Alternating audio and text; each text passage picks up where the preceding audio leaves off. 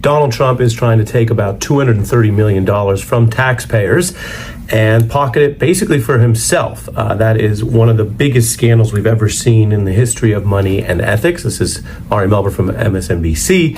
And legally, this is a big problem for Donald Trump. And nowadays, a lot of people say, well, maybe none of the rules and laws apply, and maybe that's what he'd like. But the truth is actually more complicated. For one thing, as this story broke, the New York Times had the first bombshell report that Trump wants to basically use a process that exists for what we might call wrongful incarceration or prosecution and use that to pocket money for himself. He wants to use that process. And since that's broken, even some Republicans want nothing to do with this story.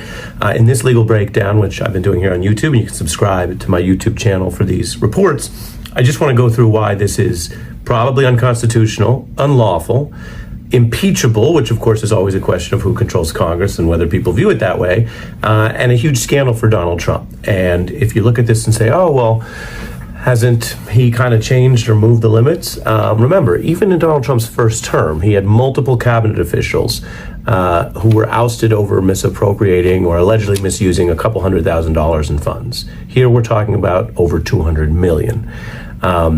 Was Pruitt, if you remember that example.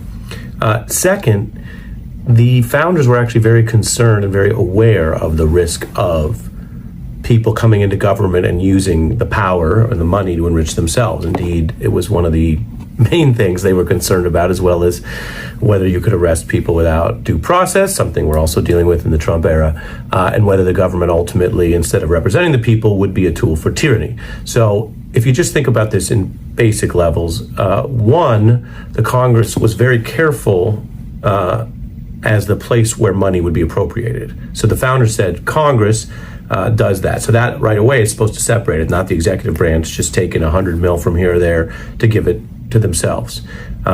Second, so that's, if you want the exact clause, Article 1, Section 9, you don't just get as president or as Justice Department to grab money and give it out.